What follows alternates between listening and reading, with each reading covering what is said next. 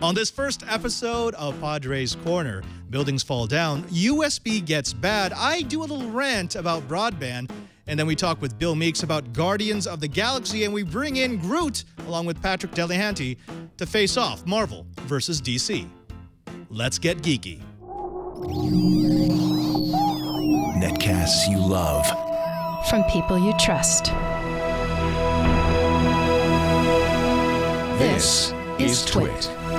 Bandwidth for Padre's Corner is provided by Cashfly at CACHEFLY.com. This is Padre's Corner, Episode 1, recorded Tuesday, August 12, 2014. Marvel vs. DC with Bill Meeks. Welcome to Padre's Corner. I'm Father Robert Ballas, the digital Jesuit. Padre's Corner is, well, it's a place on the internet where we get to geek out. That's right, Lisa and Leo got together and said, we want to do something for chat room. We want to cover the stories that fall through the cracks. We want to cover the tech that maybe we don't have time for in our other shows. And we want to give honest-to-goodness nerds, geeks, and gals a place to hang out. That's what Padre's Corner is. It's a place where you get to sit in the mind of a Jesuit priest for an hour and see if you come out sane on the other side. Now, how do we normally kick off the show? Well, we've got to kick it off with some freaking science. That's right. We've got a story here about how a few researchers have figured out how to grow brains. Yes, that's right. A team of scientists and lab researchers have created what they called a bioengineered functional brain-like cortical tissue. Now, translated into geek speak, that means that they constructed a 3D lattice of brain built on a sponge-like silk protein scaffold. The tissue was grown in vitro, in a test tube, with composite and primary cortical neurons. Now, while there have been experiments with artificial brain technologies in the past, none of them have really yielded results like this. This particular piece of cortical neural tissue tends to last. In other words, it doesn't die immediately, which gives them a lot more options when they want to do their experiments. Now, one of the things that they expect to be doing with this brain tissue is they're going to be growing brains on a sponge.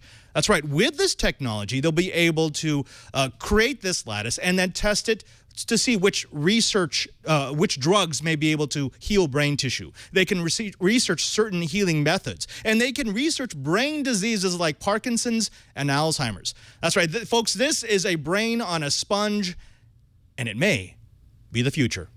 Now, the second story comes to us I'd say now that we've done some freaking science, we need to do some freaking engineering. Now, if you've seen New York, if you've lived there, if you've visited, if you've seen it on TV or in the movies, you may know Citicorp Center. Now, you're probably asking yourself, well, what is Citicorp Center? What does it look like? Why do I care about it? Well, Citicorp Center had some very unique architecture. The idea was that instead of building a building that had 4 pillars, the corners of the buildings be incredibly strong, instead they built the building so that it was on stilts. The lower 9 stories of the building were offset.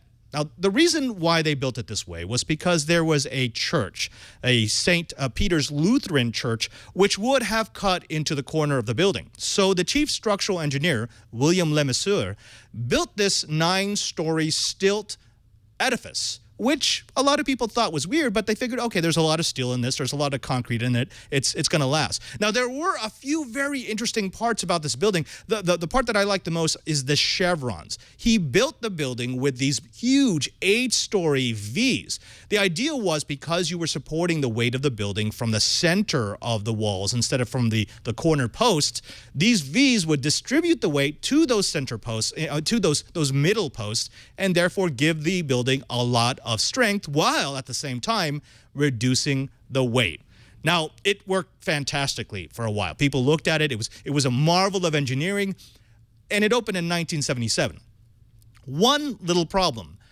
It wasn't nearly as strong as they thought it was. In 1978, Lemessurier received from one of his aides a letter that was given to him by a student, an architectural graduate student, who, she was looking at the plans, and she said, I think this thing could fall down in a windstorm. Yeah, a woman by the name of Diane Hartley had been studying the Citicorp Center, and she made a bold claim that basically the incredible strength that you could see on paper was really just that. It was only on paper. The winds on a regular building were strongest on the flat face, and that's where they had made all their strength calculations. The wind would hit the flat face, and according to the plans, yes, the weird structure on stilts would have no trouble with those flat, straight-up winds. However, unlike a traditional building, the Citicorp Center was far more vulnerable to what are called quartering winds, the winds that hit at the corner. Now, unlike a traditional building in which cornering winds really aren't an issue, because this was built on stilts and because it used that chevron design and because the weight was supported at the middle of the walls instead of the corners, it meant that she calculated it could fall down in a 55-year storm. Now, to his credit, Lemonsour started looking seriously at the problem, and when he considered his designs, he realized it was actually worse than the graduate student had said.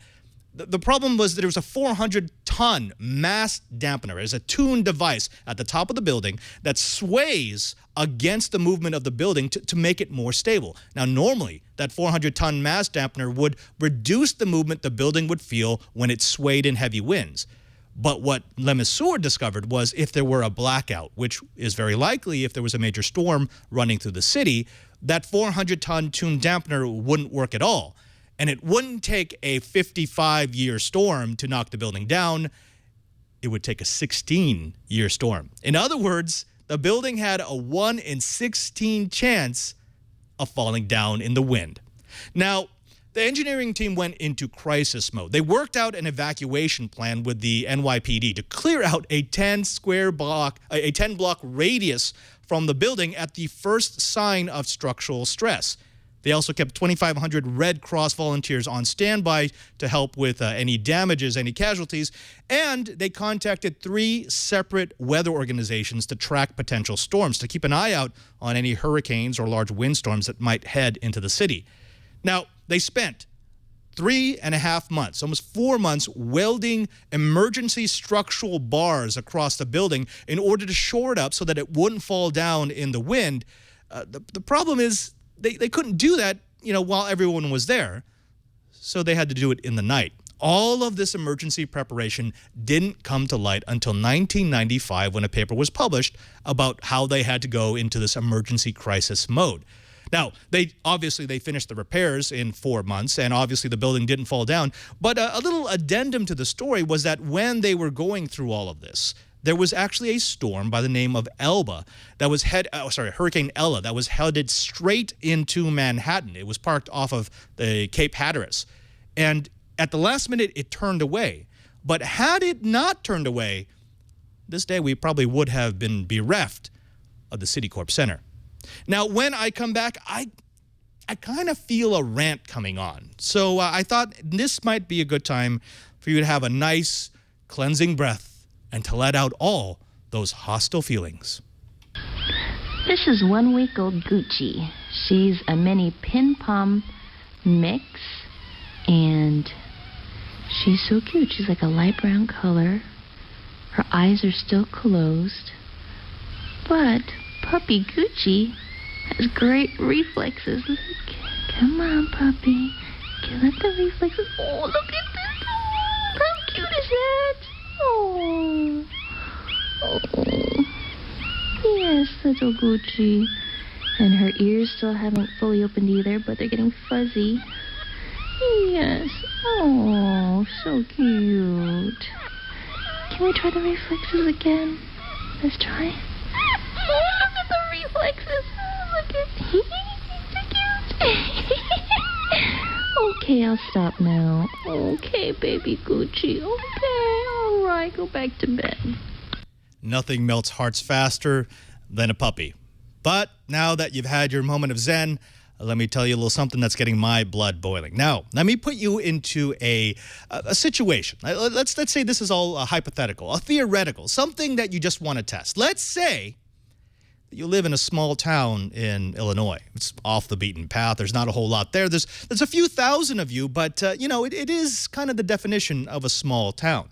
Now, you have been dreaming of high-speed internet. You've wanted it, but forever, the major telcos, both Comcast and Time Warner, AT&T, and Verizon, just considered your town too small to run the big pipes out there. So you've been stuck with modems while everyone else has been zooming along the internet.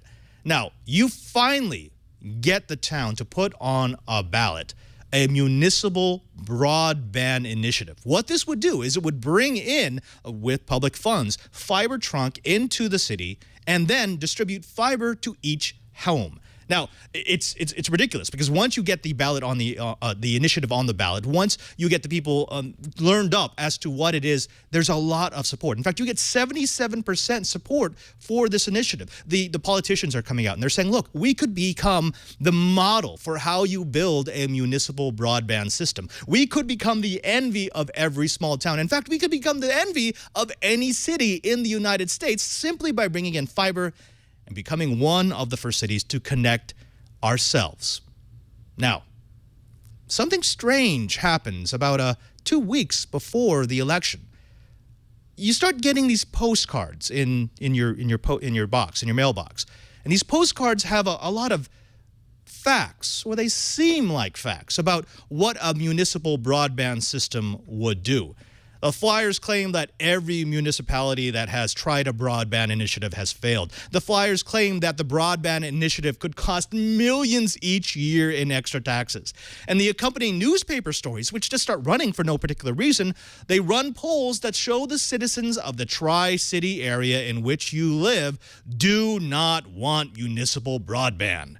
So you go from having 77% support to having the measure fail twice. Now, the story could end here because this is how democracy works. We vote on what we want, and if you don't get what you want, it just means that you couldn't convince enough people to go along with you. But you see, the story's not that easy. Let's be clear about this. The facts that were included in these postcards were misleading at best, outright lies at most. The failure cases that they always quoted actually became successful after initial deployment. And they should have known that, but no, they cherry-picked their statistics. They cited worst-case scenarios for that million-dollar tax burden, that only would happen if literally nobody signed up for the broadband initiative, which is unlikely considering that 77% supported the broadband initiative at one point. But what's even more damning are those polls that showed that the people didn't want a municipal broadband system. Now, I actually got a copy of some of these postcards, and it's amazing what was included in the questions. For example, one of the questions that was asked was, do you support a technology that may encourage a growing addiction to the internet? Another one was, do you believe that a municipal network should be installed without technology to block the online trade of stolen goods? My personal favorite, do you believe tax money should be allowed to provide pornographic movies for residents? Well, of course, when you phrase your questions that way, the poll support dived, and people started saying, well, I guess we don't want to support this. I guess we don't want to put our tax money into this, and I guess my fellow citizens don't really want fiber to the house. Now, that's bad enough as it is, but that's not the rant. Here's the rant. There are some people who will point out that what the telcos did, what the cable company, what Verizon, what AT&T did is perfectly legal. And they're right. There is nothing illegal about what they did. They exercised a Fourth Amendment right to get information out to people, and they didn't lie. It was just slightly misleading, and misleading isn't illegal. Now, the telco and the cable companies are supposed to be profitable. That's something else that people are going to tell you. Like, of course they did this. They want to be profitable, and they don't want to have to compete against municipal broadband initiatives. So again, this was in their best interest. And since it was not illegal, why should we complain? Well, here's why we should complain, and here's the rant. Both the telcos and the cable ISPs are more than just businesses that need to make a profit. Now, that's important. Remember that. They are entities that are supposed to serve the benefits of the American people. Now, I know there's people who are listening to this podcast right now who are saying, Padre, I call shenanigans, I call BS. That's not true. They are corporations. They're just supposed to make money. They're just supposed to sell us something. But that's not the way it worked. You see, that's not the history, and I think people need to get educated as to how the telcos and the cable companies got to where they are. You see, in exchange for establishing franchise standards and procedures, these companies received super beneficial tax breaks and streamlined red tape in order to establish their franchises. The cable companies actually benefited from the Communications Act of 1984. What that act did was it made it much easier for cable companies to lay their cable, to get right-of-way from cities, and essentially to become the provider of television and eventually ISP, broadband services, to cities. Now, in order to get that favoritism, in order to get that streamline of red tape, they promised in that 1984 act that they would act in the best interest of its consumers. Right, let's step back from that a bit, and let's talk about the ISPs, because, of course, the cable companies aren't the same as, say, AT&T, Verizon, Sprint, T-Mobile, whatever. The telcos received $200 billion to build out a broadband system. That's right. They actually received money in the form, again, of tax write-offs from the federal government, promising that they were going to give us broadband across the country. Now, between 1994 and 2004, those major telcos were the beneficiaries of higher phone rates, accelerated depreciation on their networks, and direct tax credits on the average of $2,000 per subscriber, for which they delivered nothing. They had promised a 45 megabit per second network to 86 million homes by 2006, but they never got anywhere near that. In fact, most of the time, they didn't even get up to 1 megabit per second. In 2006, the telcos came back to the FCC and they said, well, we know we got the $200 billion, but we couldn't deliver 45 megabits per second to 86 million Americans, but we did give 1.5 megabit per second DSL to 20 million. That's close enough, right? Can we call it even? And unbelievably, the FCC said yes. But in that yes, in letting them off the hook, in saying, yeah, you don't have to deliver the $200 billion network we already paid for, you have to look out for the consumer. And folks, this is where the hang-up is. These are not just businesses. They gave up the ability to consider themselves a purely capitalist endeavor when they accepted public money to serve the public trust. And since they haven't yet delivered on the promises of serving the public trust, we have an obligation as consumers, as citizens of the United States, to hold their feet to the fire, to say, look, we gave you $200 billion. We gave you favorable conditions. We gave you the right of way. We gave you the option of deploying a network that we would all have to be connected to, and now you have to own up to it. Folks, that's the end of my rant, and I think it's time for us to wake up and smell the broadband. Now, when we come back, we've got Bill Meeks from Meeks Media, who is going to be talking some comic books with me.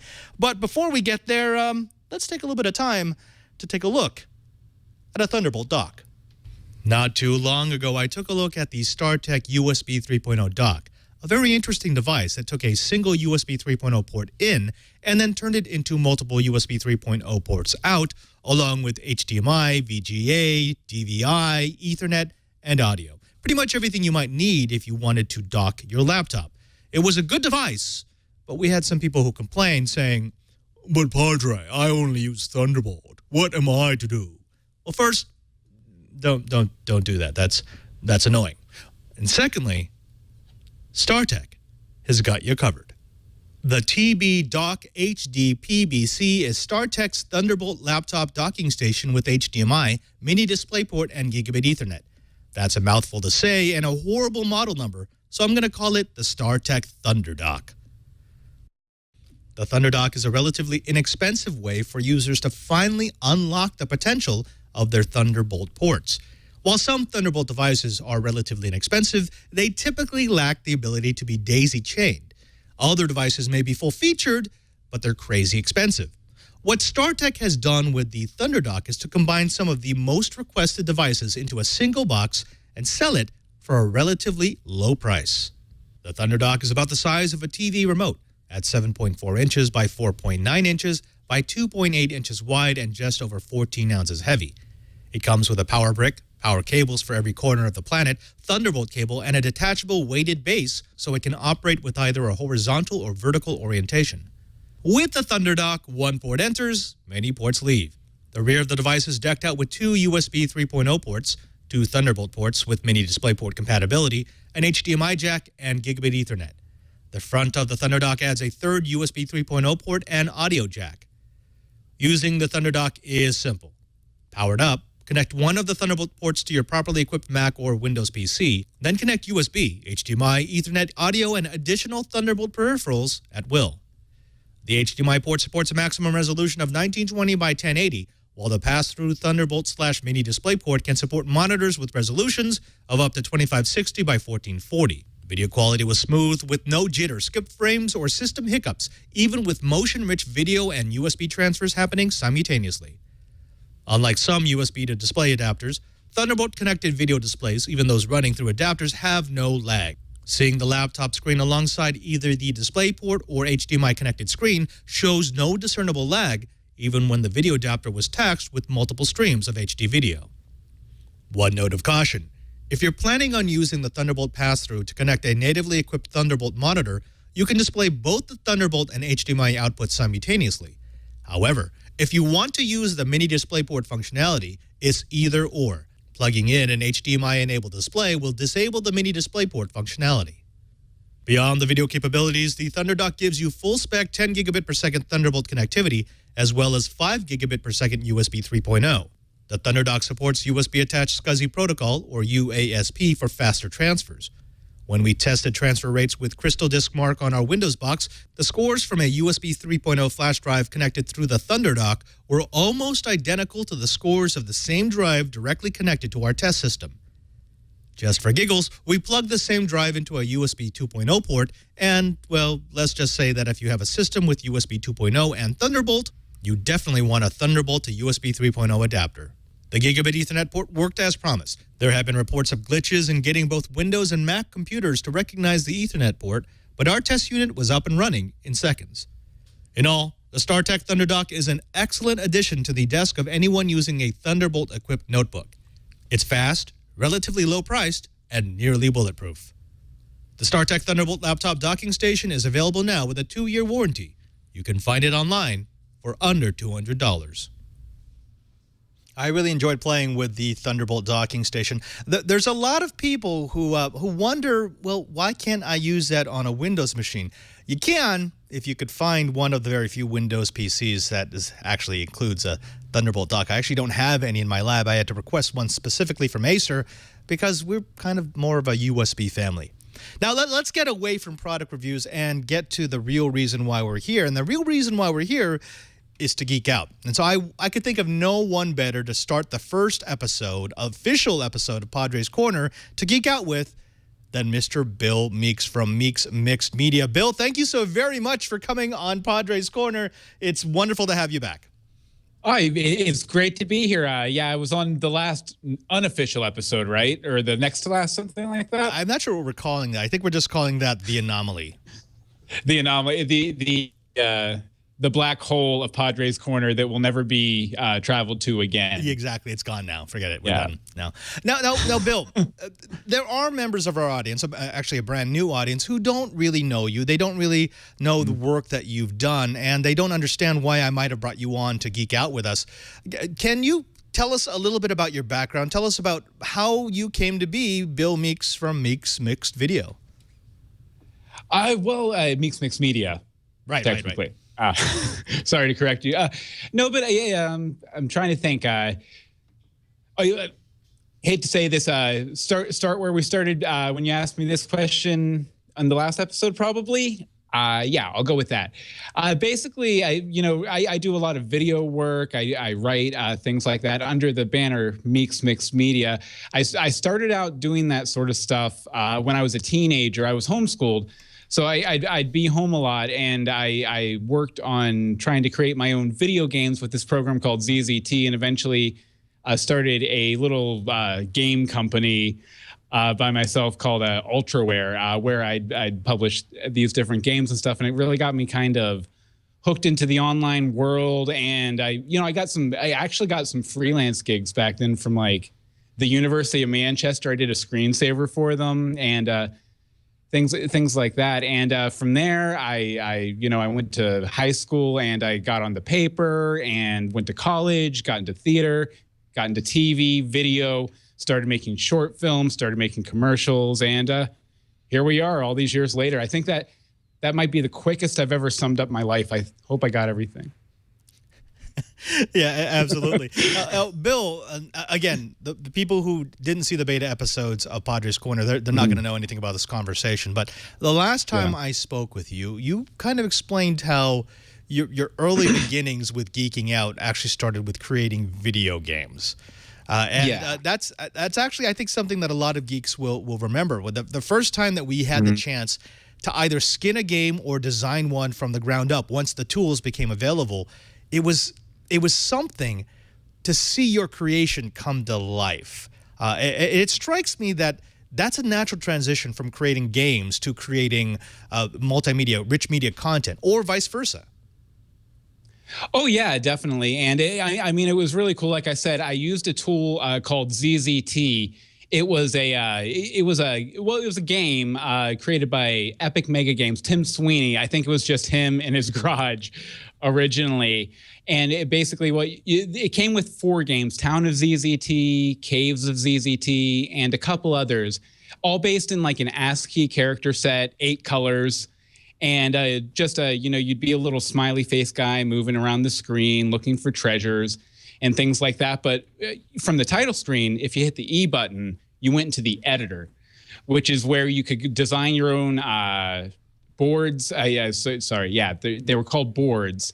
And that was each individual screen. And then you could create objects on those boards and use a programming language called ZZT OOP, object-oriented programming, to make them do different things, make level bosses, different enemies, make robots, shopkeeps, things like that.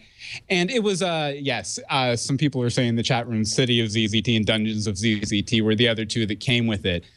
But I found it on AOL. It was a free game on the AOL file boards or whatever. And then I noticed that there were all these other games that had. It was basically ZZT, Zelda, or ZZT Mario. And I was like, ooh, free Mario, free Zelda, right? Started downloading them, realized there was an editor in this thing, and there was a really big community about it, around it on AOL. So, I started making games. And like I said, I started a sort of software company called Ultraware. I had a couple guys working with me. This one guy named Optimatic helped me with graphics. Another guy named The Creator, who I still talk to all the time, helped me with kind of promotion, and like I'd send him press releases and he'd publish them on his website, like his GeoCities website.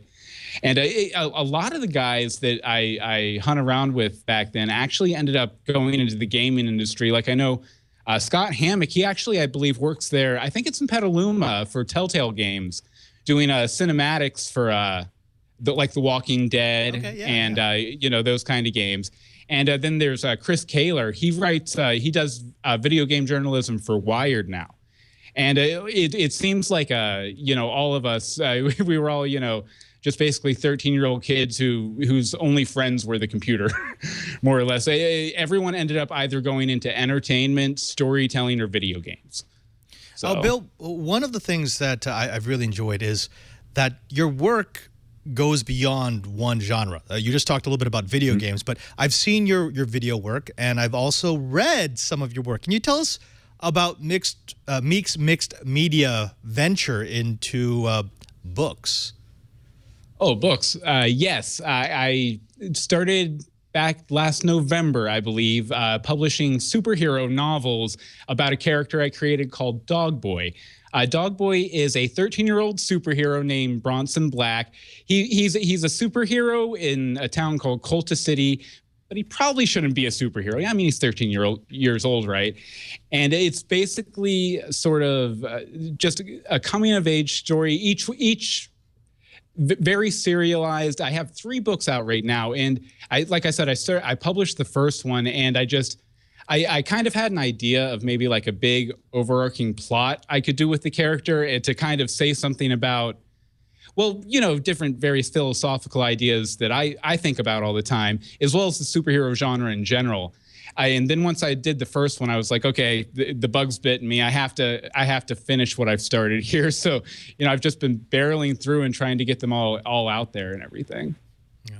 When you create something new like Dog Boy, something that's always fascinated me is the creative process that people go through, because I've spoken to people who have made some very interesting works, very popular works, and it always seems as if everyone has a slightly different way to approach that creative process. Like, for example, Dog Boy, you sent me a copy, and I listened to it on Audible, and it's interesting because I spent the first, I'll be honest with you, I spent the first 5 minutes going, what is this? This is what? This is not a superhero book. This is not a superhero work. This is serious. This is silly. This is ridiculous. And then I realized, oh, this is just different. This is from someone else's mind, someone else's twisted, ridiculous mind. That would be you. This is a view very twisted. of what a 13-year-old superhero actually would look like. How do you come up with that? Because it's obviously not like the comic books. The comic books would take a completely different tact. Yeah, well, especially for Dog Boy, like a lot of the style that I've used especially in the dialogue and everything, is kind of based on the old Hardy Boys books, like kind of old boys adventures. I would even classify something like Nancy Drew in that category, or even though she's a girl, or Encyclopedia Brown. Those sorts of stories. I kind of wanted to have that tone with it, but as far as creating characters for the book, like. A lot of, in the first book, a lot of the characters were based on friends of mine. Like there's one of the villains is named Hot John. He's a big ex-boxer with his hand was amputated and replaced with a mallet. He's on the cover of this book back here, actually. But he was based on my friend John Hot, funnily enough, who was a fighter. And then Osbert was based on a character I played in a play. And basically what I do when I'm creating a character, I find like either an actor or a fictional character or someone that I can always, come back to or reference or just look at if I'm having trouble getting dialogue for the character, action for the character, that sort of thing. So for like example, in the Dog Boy book I'm finishing up right now, I have the Scarab. There's a character in there that I based on Danny DeVito. And, if I'm working a scene, if I'm writing through the scene and I can't figure out what he's going to say next, I just pull up a picture of Danny DeVito, or I pull up a scene of Danny DeVito on YouTube and just kind of, wait for the Danny DeVito flavor, which sounds completely disgusting, to wash over me. And, so I can use that as sort of a source. And it also gives me a way to, if I go too far afield, it gives me a good way to come back to it, Now, there's someone in the chat room, Webbed 0001, who actually, I think he nailed it for me. This is how I see Dog Boy. He was saying, kind of reminded him of Encyclopedia Brown, if you remember that character from your childhood. And yeah, it kind of does. It's sort of the average person who just decides to do incredible things. I think that's probably the best way to sum it up.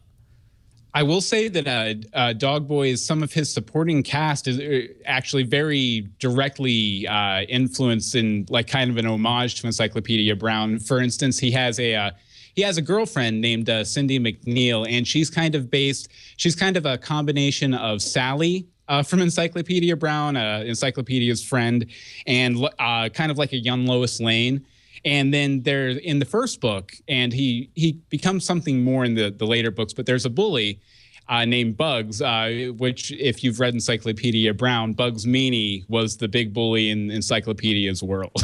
And so, like I said, I kind of tried to make the books a pastiche of a lot of those boys' adventures. And so I take different elements like that, and then I kind of grow them out in the direction I want to take them. You know what I mean? All right, so now when we come back, we're going to be having a little chit-chat about some comic books. I don't know about you, but I'm actually a big fan of comic books. I've been doing them. I've never read since one. I was a kid. I know we kind of come from different universes. You're more of a DC person. I'm more of a Marvel person. That means I must hate you. I have a Superman tattoo. I'm branded. DC branded me years ago. I don't know what to say. You have a Marvel tattoo, don't you? Yeah. Sure. But probably not great to show on the stream. My comic foo is not as strong as yours. So what I did was I brought Patrick Delahanty, who also works here on Twit, who also has some fame for creating Dancing Groot. It's actually showed up on USA Today and MTV. He's a big fan of the Guardians of the Galaxy. When we come back, can we talk a little bit of a little Guardians? Definitely. I saw it last night. I'm ready to go. All right. I have my list of points. Now, before we get into the fantasy world of super villains and things that could destroy the world, I thought maybe we should take a look at something that I found at Black Hat and DEF CON this past week that actually has me scared. I'm Father Robert Ballasare, the digital Jesuit with Twit TV here at Black Hat 2014 in Las Vegas, Nevada. I have the pleasure of sitting next to Jakob Lell and Karsten Knoll, two researchers who I think it's fair to say have shocked the world with an exploit they found in USB. Karsten, first of all, tell us exactly how this works. Well, it's a simple attack in which one USB device masquerades as another, for instance, as a keyboard, and then type commands on your behalf. And of course, a keyboard is a much higher trust class. So we had shown how you can reprogram all kinds of different USB devices to be yet different ones, and thereby break these trust differences. Let's say I have an infected USB device. There is no way for me to find out that that device is infected short of desoldering the chips and running some sort of diagnostic tool which doesn't yet exist. That's correct. So there is no visibility over what software runs in here. In fact, most people will never have thought about that there is software running in it at all, right? You expect this to take files and to play them back when you ask for them. You don't really think about how that happens, and that there's a little computer running to facilitate that.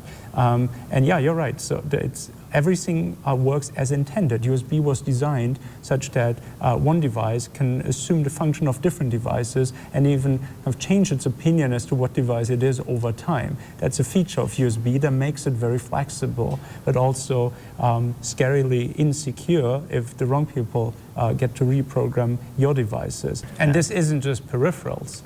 As both of you have rightfully said, USB devices are built into computers. So it's not that we can stop using USB devices. It is that we're very dependent on them, right?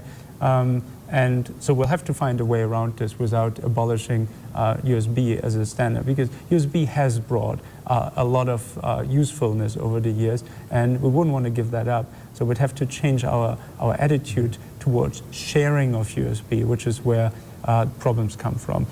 Now let's talk about mitigation, because there's a lot of pet theories about how, well, this is not that bad because I could do X. Some of the ones that I've heard, and maybe you can address this in order, is first, well, an antivirus. An antivirus can go through all your devices and wipe this out, and you won't have to worry about it anymore. The second one was, well, can't I just rewrite the firmware? Have a copy of the firmware for all my devices that I know is good, and anytime I suspect I might have infected devices, I just write good firmware. And the third one was, and this is the more extreme, why have it programmable? Why not make all my devices so that they're no longer programmable? I have a ROM that gets blown at the factory so that it can no longer be reprogrammed. Antivirus, for instance, that's not a plausible solution, because the software running on this device is not visible to the computer.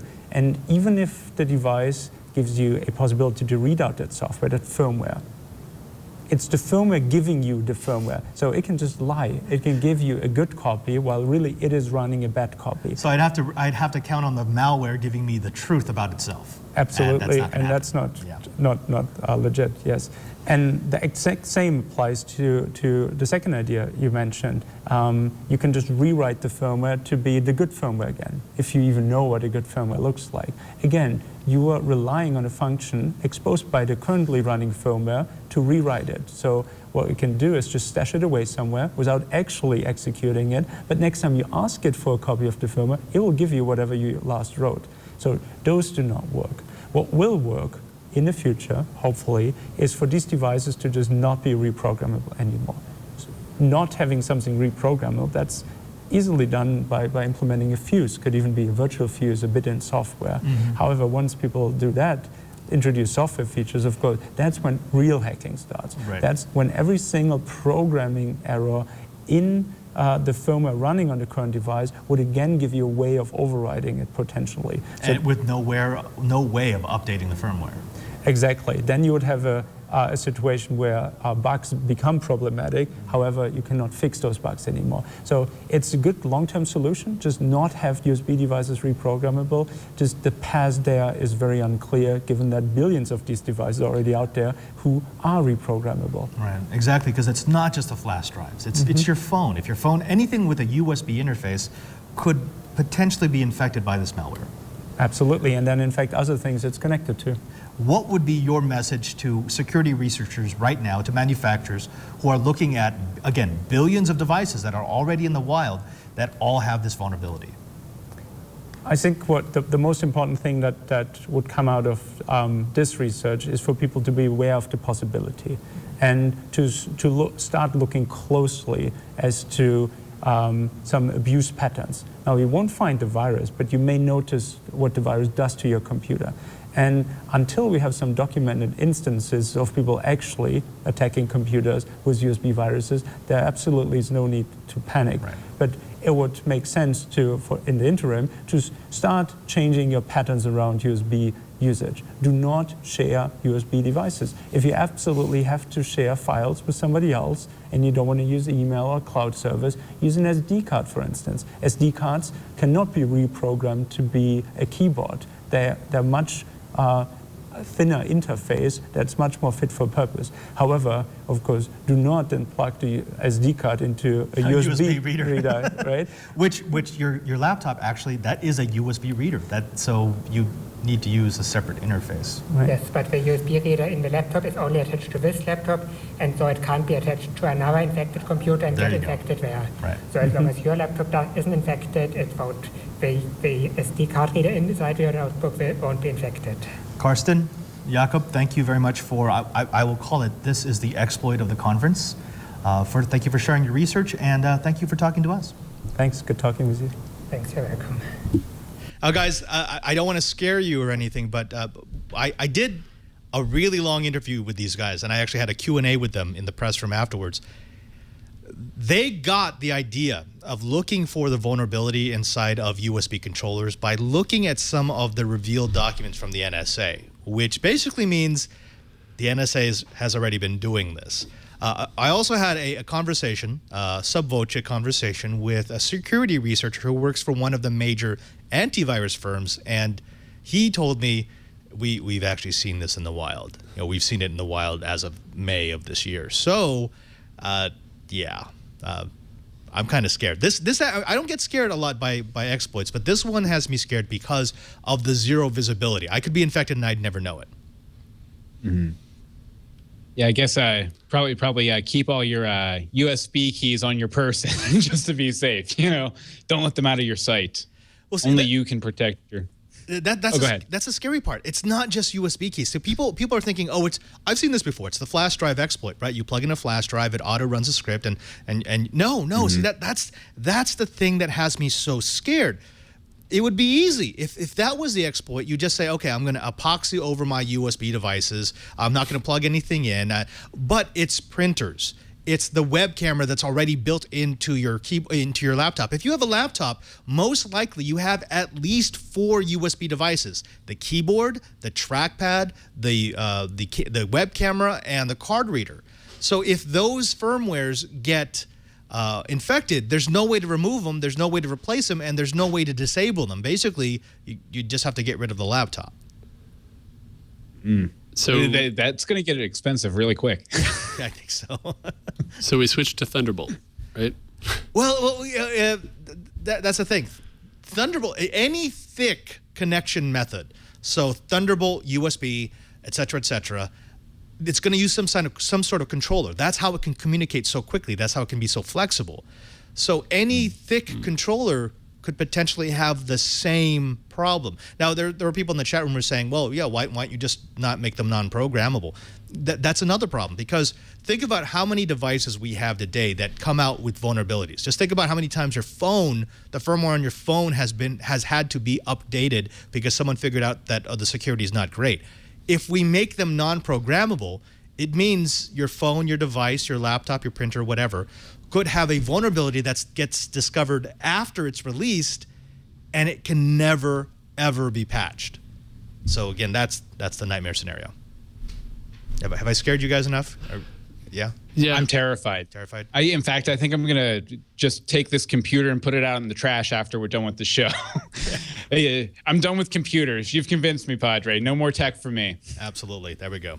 All right, folks. This is what you've been waiting for. Let's get away from bad USB and let's talk about a really, really good movie. Now, Guardians of the Galaxy came out a while back, and it has been doing gangbusters in the movie theaters. I don't think any of us were really surprised. This is one of these movies that people have had anticipated for a long, long time. And, yeah, it's getting its dues. It was, by the way, all three of us, we can't put any major spoilers here, okay? Because there are people in the audience who have not seen the movie. So we're not giving away any plot points. We're going to give a minor plot point for the Marvel Universe, but it doesn't change what happens in Guardians of the Galaxy. So you can watch this show and still watch Guardians of the Galaxy. First of all, before we go into what I want to talk about, impressions. Who wants to go first? Tell me what you liked about Guardians of the Galaxy. And remember, we can't spoil it for anyone. Well, with me, I liked like the general bigger concepts, like of course Groot, Rocket Raccoon, all really good stuff. And actually, probably my favorite performance in the entire thing was Michael Rooker. I forget his character's name, the blue guy. I'm gonna, yes. I'm gonna be doing a lot because I don't know a lot about the Marvel, the cosmic side of Marvel, so I'll be referring to people as the blue guy, the green guy, etc., the furry guy. But I really love that, and I really liked I really liked the Nova Corps and how they, even though they weren't very big within the movie, they were able to kind of flesh out the John C. Reilly character especially very, very well. And of course the soundtrack was amazing, amazing, and a lot of the special effects were just like they were very big and cosmic and beautiful, like it kind of like a lot of the special effects in Thor were, where it was just like, you know, all sorts of like colored clouds and everything. Beautiful graphics. Yeah, I loved this movie so much, and from the first time I saw the trailer, the one that was shown on Jimmy Kimmel, I've been looking forward to this movie, and then I went and got the graphic novel and read through that, and I was glad that the movie followed a different storyline so that I got to see a whole new story and not just a retelling of the exact same story. But there are a lot of similar elements, including like there was more details about Peter Quill's youth in the comic. And so I've got a little insight into where the next movie might be going. But it was a fun ride, and I saw it in 3D, and it wasn't gimmicky with the 3D, like, oh, we're throwing things at you. But the moments that were in 3D really stood out as like, that was cool. And I don't know. I reached out to Patrick right before I watched the movie with Brian Chi in Las Vegas, and I said, okay, we're about to watch this movie, 3D or no, because I don't want gimmicky 3D. I only want 3D that adds to the experience. And he said, yeah, there's one scene in particular that's awesome. Yeah. And I know exactly what scene it was. There was that one really scene nice. that... Don't tell them. I'm not going to say, but it immediately came to mind, like, that one in 2D, I'm not sure how that would have translated. I'll see it eventually when I watch it on my TV at home. But... Like the big one right at the end, or no, this was when they go into the dark place, and yeah, and there's the thing, and it's kind of slow panning, and it gives you that sense of depth. Yeah. Now, okay, I do want to bring this out, so let's pull back from the movie a bit, because again, we don't want to spoil it for anybody. What strikes me is there are so many. I'm not going to call them wannabe geeks, because I think we're all geeks at heart. But there are so many people who are saying, oh, yeah, Guardians of the Galaxy was always awesome. And I'm thinking, no, it really wasn't. In fact, I was having a conversation with Scott Johnson on a previous beta episode of Padre's Corner, and he made an excellent point. He said, Marvel sold off their best characters. When they were really in trouble, they sold off the Fantastic Four. They sold off Spider-Man. They sold off X-Men and Deadpool. And so when they created the studio, they needed, well, they're looking around going, what do we got left? They had Iron Man, which really was a B character. I grew up reading the comics, and I remember Iron Man was always the character that came in. He could fly, he could blow stuff up, but there was not that much character development. In fact, the only serious character development that was ever done for Tony Stark in the comics books was in the alcoholism arc. That was it. Yeah, Demon in a Bottle. The Demon in a Bottle. That was it. And they hit it out of the park. It was amazing what they did with Iron Man, because now there's a generation of kids who thinks Iron Man was always the greatest, right? Yeah. He never really had a reputation as a big one-liner factory before Robert Downey Jr. got a hold of him, though, for sure. Yeah, actually, yeah, let's be honest. Robert Downey Jr. was the one who made Iron Man. The Hulk, the first Hulk movie was absolutely horrible. You know, it was boring and didn't make any sense. Then they rebooted the Hulk, and it actually had some success. I think Dorton did a very, very good Hulk. And then the reboot of the Hulk again, well, actually, it's not a reboot. The soft reboot of the Hulk in Avengers made him a viable character. And the Hulk has always been a big character, but... Literally. Yeah, always. But, I mean, again, he's like Iron Man. 6 to 9 feet tall. Yeah, he's the guy that you bring in for firepower, but that was about it. There wasn't any great, deep character in it. But everybody knows the Hulk. I mean, partly because of the Lou Ferrigno series back in the 70s. But, I mean, you ask anybody on the street before the Marvel movies came out, who is the Hulk? And everybody would know, oh, he's the big green guy. He was... But some of these characters... He was one of the ones with the cartoon. Yeah, but like Iron Man, you ask somebody on the street, they'd be like, is that a knight? They might not know. And now everybody knows. Is that an Ozzy Osbourne song?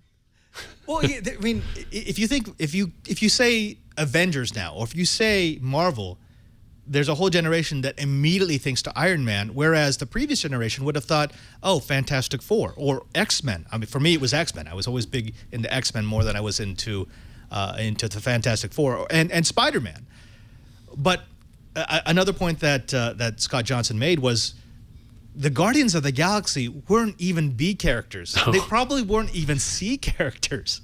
They were so far down the list that it was almost as if Marvel got to the point where they've got their swagger and they're like, hey, who can we make a movie out of that no one thinks we can make a movie out of? And someone said, hey, we got the Guardians of the Galaxy. All right, let's do that. Yeah, my biggest familiarity with them was just kind of the more ridiculous characters like the Rocket Raccoon or the Groot. Like they were always, you know, when people would ask me what I like about comic books, I would start listing silly characters like those guys or Mixes Pitalik or, I don't know, Danny the Street from Doom Patrol or something like that. But it's really weird how everyone's just kind of jumped on it, and now it's like the property to beat. And it kind of I mean, I liked the movie. I thought it was really good. It was definitely my favorite Marvel movie this year. But I think some people are almost, it feels like they're overplaying it just a tad. And I wonder, you know, if it's gonna, as we move on, if people are going to keep building up these Marvel movies more and more to where Marvel's not going to be able to hit that mark every time. You know what I mean? I'm not too worried about that. We'll talk. I'll explain why I think that later on. But I think Bacon Strip in the chat room, he hit it right on the head. He was saying, I had never even heard of the Guardians of the Galaxy until I saw that trailer. And I think that's what a lot of people saw. Yeah. The trailer was like, wow, this looks fun. This is kind of different. This is the Avengers in space. But before they saw that, I would say 99% of the people, even those who kind of read comic books, had no idea who the Guardians of the Galaxy were. And it's different than any of the other superhero movies, the Batman, Superman, Spider-Man. I mean, you see the trailer and it's, okay, there's this space guy, the human, there's a green girl, there's this gray guy, whatever. Wait, there's a raccoon and a tree? And so people are like, I need to know more about this. All right, guys, sorry, go ahead, Bill. Oh, no, I was just going to say, and it's an ensemble piece, too, but without A-listers, which, like you said, you know, is something that hasn't been done in a feature film, really, I don't think, since, like, Mystery Men, which was forever ago. Yeah, this formula doesn't always work, so they did a good job.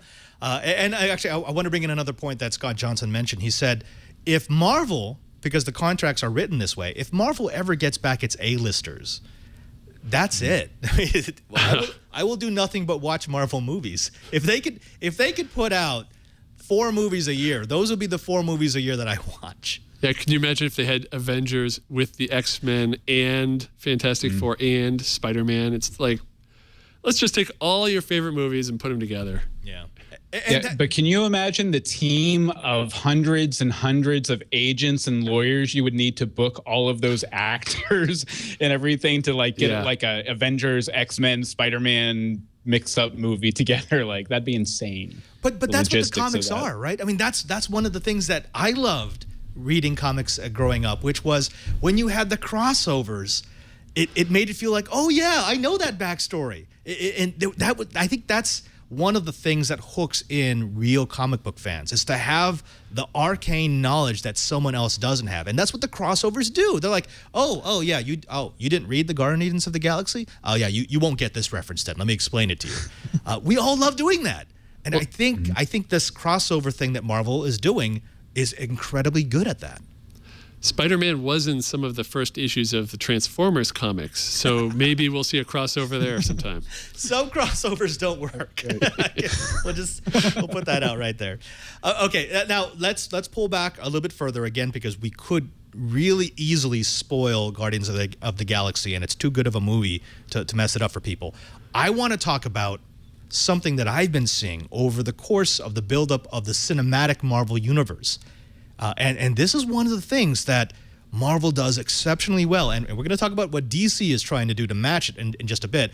Bill, I know that you're the master of DC, so I'm going to count on you for that.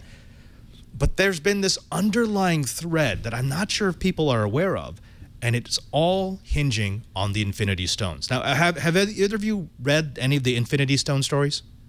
No, I haven't. Yeah, I haven't either. All right. So let me. You're on your own here. Let me give you the background here. So the quick, and again, this was Avengers in Space. So there are a lot of people who don't know the Infinity Arc, but there are 6 incredibly powerful artifacts. They're called either the Infinity Stones or the Infinity Gems, or actually they call them Soul Gems, which is weird, but we'll get to that. And these artifacts, when you combine them in a gauntlet, basically make the bearer omnipotent, omnipresent, and omnipotent. It's ridiculous. I mean, any character that has that glove can bend reality to his will, forward and back, and is basically undefeatable. It's a very cool story arc. Now, believe it or not, if you've watched any of the Marvel, or most of the Marvel movies, you've seen Infinity Stones. Did you know that? Yes. Yes. Okay. So that becomes apparent after you see the Guardians. Well, sure. that makes it really obvious. But I only know about the Infinity Gauntlet and the stones because I have a friend who has an Infinity Gauntlet of his own that he made. And, that's cheating. Yeah. Okay. Yeah. So we've got the Mind Gem, the Power Gem, the Reality Gem, the Soul Gem, the Space Gem, and the Time Gem. Now, together, those gems give you complete control over the universe, all universe, including parallel universes. At least that's the Marvel canon. Now, the Soul Gem allows the wielder to control souls, and no matter if they're living or they're dead. Now, in the Marvel universe, the Soul Gem is most often associated with a character by the name of Adam Warlock. Now, you actually saw Adam Warlock. You just probably didn't realize you saw Adam Warlock. If you watched the end of Thor 2: The Dark World, you saw this scene. This is inside the Collector's big warehouse. That thing right there is the cocoon out of which Adam Warlock comes. That's exactly what it looks like in the comic books. And Adam Warlock actually has the Soul Gem embedded into his forehead. Now, there's also the Time Gem. This is the one gem that we have not yet seen in the Marvel Universe, but the scuttlebutt is that we can see it. We will see it in Avengers 2 Age of Ultron. It's probably going to be one of those extra scenes because that's how a lot of this works. Then there's also the Space Gem, which allows the wielder to exist in any or all locations at the same time. Anyone want to take a gander as to what the Space Gem might be? Bueller? Pick a movie. Ant-Man. The Tesseract. Very good. Exactly. The Tesseract that we first saw in Captain America, then we saw in Avengers, that's actually the Space Gem. That's why it has all that power. That's why it allows you to transport from place to place. Now, we also saw that in in Avengers, there was something called the Mind Gem. Anyone want to take a gander as to what the Mind Gem might be? Loki's staff. Exactly. This thing. Remember this thing that allowed Loki to take control of people by tapping them in the center of the chest. This thing allows the wielder to have complete control over the mind of somebody else, and also gives the wielder greatly increased intellect and psi powers. We saw it in Loki's staff, but if you watched Captain America Winter Soldier, we know that that staff is now in the hands of Hydra. Then there's the reality gem. The reality gem gives the wielder the ability to bend reality to his or her will. We saw this in Thor: The Dark World. It was the ether. If you remember that red nebulous thing, actually part of those beautiful clouds that you mentioned, Bill. The ether is another soul gem, and we know that that's in the possession of the collector. So the collector actually has two of the gems. Then there is the power gem. And minor spoiler, if you're going to watch Guardians of the Galaxy, the power gem was the thing that was embedded into Ronin's Warhammer. So together, these things form the Infinity Gauntlet. And you've actually seen the Infinity Gauntlet very briefly if you watched the original Thor. As they were running through the archives, that little thing right in the back there, that's the Infinity Gauntlet. That's the gauntlet into which all the gems fit together to give the bearer the complete control over everything. Now, Bill, I'm going to make a statement here. I want you to disprove me. Okay.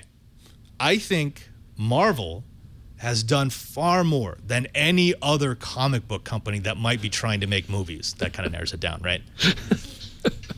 To tease their What are you talking about? Image has been doing great stuff. I'm kidding. Don't forget Dark Horse. No, but imagine this. 10 movies so far in the canon Marvel Universe cinematic canon. And by the time they get done with Avengers Ages of Ultron and they get done with the upcoming Ant movie, there will be 12 movies that have been dedicated to building up an Infinity Wars arc. That's comic books, right? I mean, that's what we want from comic books. Oh, yeah. So you're asking me to basically defend DC a little bit here, I think, right? Right. Okay. Yeah, okay. Let's talk about DC. Here's what I mean. Okay. All the other production companies are looking at Marvel and they're scared out of their boots because Marvel is just hitting it one after the other. They are making money hand over fist. They are just dominating the theater anytime they drop a movie. And they're dropping movies more quickly now. DC has freaked the heck out. So now they're rushing this Superman, Batman, Justice League into production. And my position is it's not going to succeed. It can't succeed like Marvel has because Marvel actually put the time into developing the characters so that you get a nice little Easter egg. This is sort of like, oh no, they've got the Avengers, we've got the Justice League. I just don't see it working. Well, okay. I'll say this. DC and Marvel are really kind of they're completely different universes, but they're completely different two tacks at the same thing. DC has always been more of kind of like the mythological version of superheroes. They were the Greek gods, right? And then Marvel's more the real world, the nitty-gritty, the interconnected world.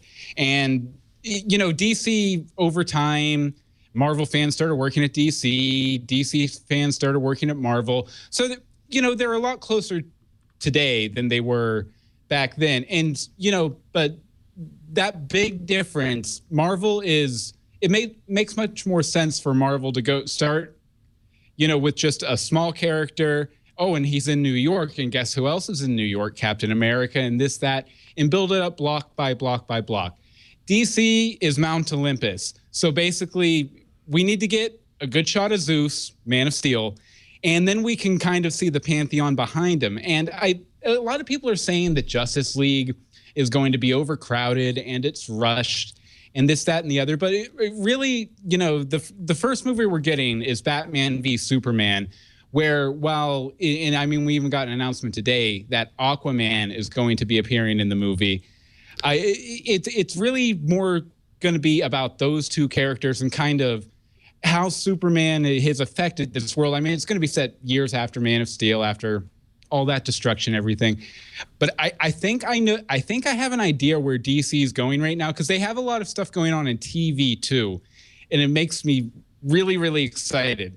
They have the Batman Superman movie, then they have like 2 movies a year out several years, right? Ending in what's probably going to be a Justice League 2, but it's not probably. My theory, it's going to be Crisis on Infinite Earths, if you're familiar with that story, involving the multiverse.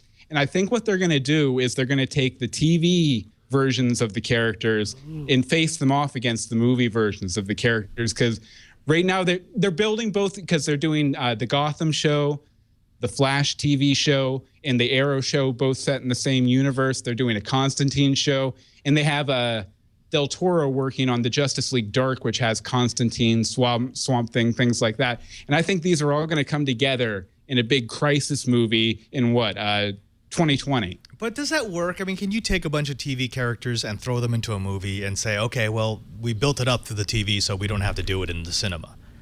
I think so. Is happy about that. And what if the TV show doesn't work? I mean, the way Marvel built it up, they did Iron Man, which did amazing, and then they just built on Iron Man 2, and they added more movies, and then when they all did well, I mean, the Hulk did not, but they just recast that, put that in the Avengers. But the way DC is doing it is, let's do the big movie, and then we'll do a couple smaller movies. So it's like they're putting everything out at once, and if one of those pieces fails, it's too late. They've already done their big movie.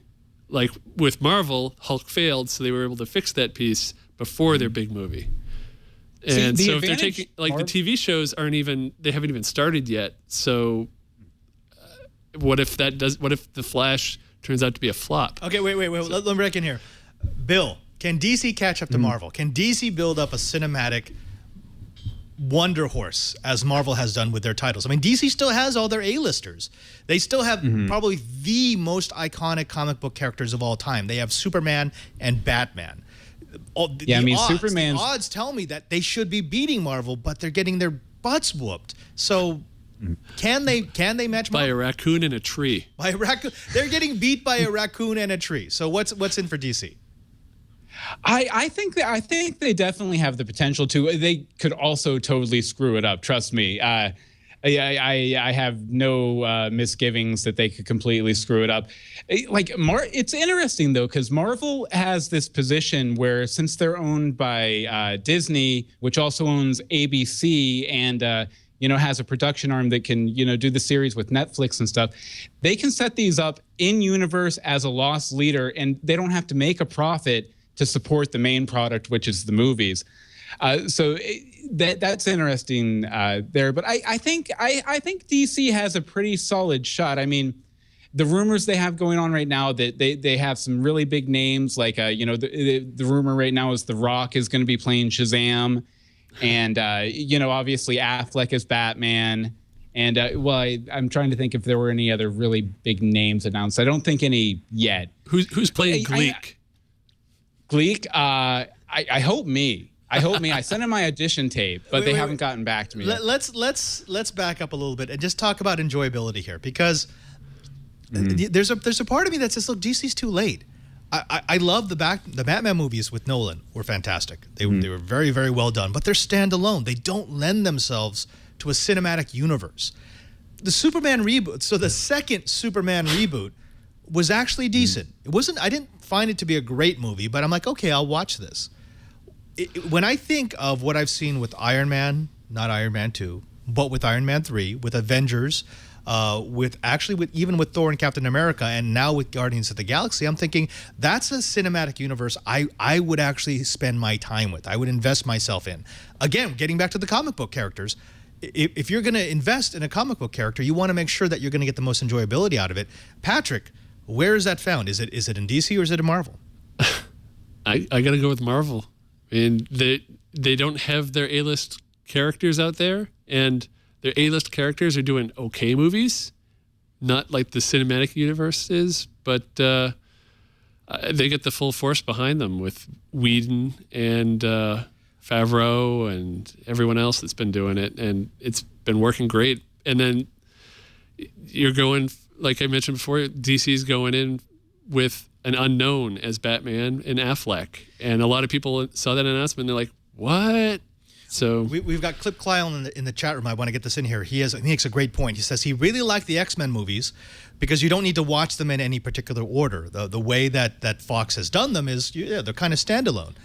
And I think that's a different audience. That's the audience that just wants a movie, right? We've all seen that. I think the Superman reboot was a movie. I think the Batman movies were a movie. That's not the Marvel Universe. You're always thinking there's another movie and there's another franchise that this is connected to. I think that, as a geek, that's what I really enjoy. I love the fact where I go, oh, so this happened in Iron Man 3. I wonder how they're going to work that into the Avengers. And they totally did. And I think part of that is thanks to Whedon, because he's... Yeah, sorry. Whedon, go. Yeah, he's always in for the long game.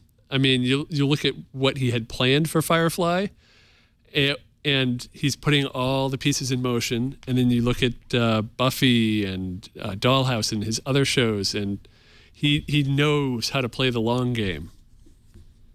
Yeah. Well, I think too, like, you know, I think it's really hard to say definitively one way or the other, besides, you know, just personal opinion, until DC gets this next movie out. Because like you said, Padre, Batman and Superman are two of the most recognizable fictional characters in the world. In fact, I think Superman is in the top 5 of all fictional characters, literary, you know, even back to classic Greek and stuff like that.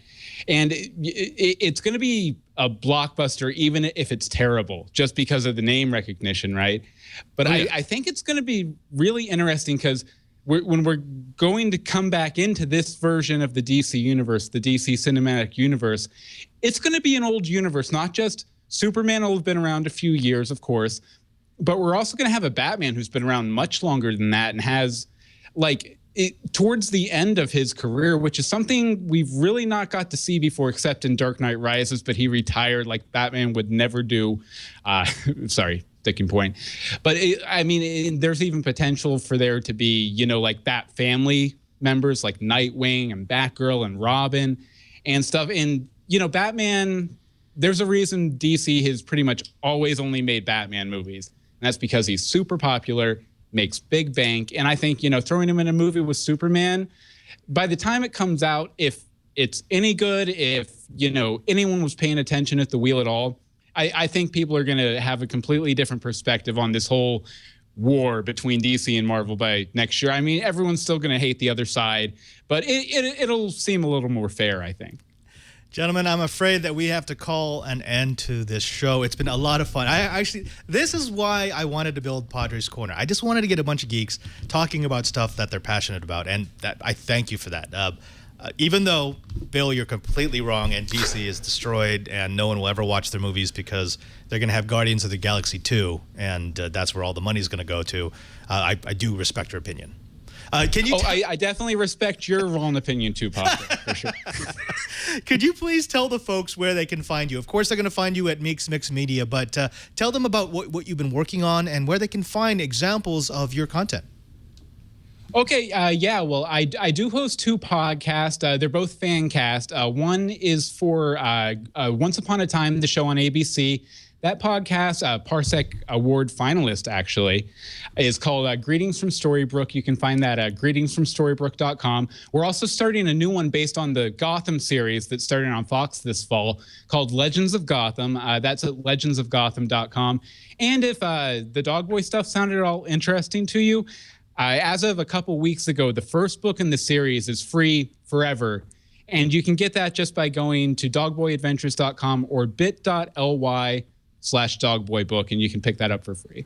And seriously, and also Twitter at Bill Meeks. Twitter at Bill Meeks. Seriously, folks, if you have a chance, go ahead and just pick up the first book.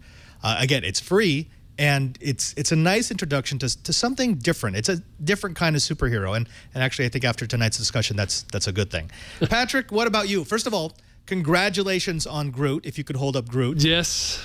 Groot made USA Today at MTV. It is a wonderful Vanity piece of work. Fair, which... Vanity Fair. But can you tell them where they can find you when you're not making the iconic Groot? I have all my stuff at adequate.com. There's animecons.com, where you can find anime conventions, or fancons.com for all the comic and other conventions out there. And I'm usually here at Twit doing website stuff and other things. I'm around. Fantastic. Gentlemen, I want to thank both of you for being on the first episode of Padre's Corner. We'll have you back at some point, and we'll geek out some more. Thank you. Now, folks, it may be the end of an episode of Padre's Corner, but that doesn't mean it's the end of me on Twit TV. You can find me all over the network. On Mondays, you'll find me at 2:30 p.m. Pacific time for This Week in Enterprise Tech. We get to talk about data centers and networks, how the world is connected. It's actually a lot of fun, even if it is a bit niche on the geek side. On Tuesdays, you're going to find me right here, 7:30 p.m. Pacific, hopefully starting on time, if All About Android and Jason Howell can get his stuff together. I'm just kidding. I love Jason. But we'll be talking about geek culture. We'll be geeking out over some science and engineering, basically anything that I find that I want to talk about that I think you might be interested in. On Thursday, you'll find me twice. First at 11 o'clock a.m. Pacific time for Know-How, where we'll do some DIY and maker projects. Maybe you'll learn a little something about the technology you already use, or learn how to build something that, well, you find interesting. And at 1:30 p.m. Pacific time, you'll find me for Coding 101 with Shannon Morse, where we're going to teach you how to program. That also means, since Padre's Corner is not on Friday, it opens up that night for possibilities. Also, be sure to check out our show page at twit.tv/Padre. You're going to find all of the episodes of Padre's Corner in all the different options. So you can get the audio version for if you want to listen to it on the road. You can get the video version if you want to see it on your mobile device or tablet. And you can get the high-definition video version if you want to watch us on your big screen TV. It's part of the reason why we love you, because you download our shows. If you're going to watch us live, why not go to our chat room? You can find us live at live.twit.tv, but our chat room is at irc.twit.tv. And as you noticed, I do pull comments and questions from the chat room, so it's a great way to engage us while we're on the show. Until next time, I'm Father Robert Ballecer, thanking you for watching the first episode of Padre's Corner. And until next time, stay geeky.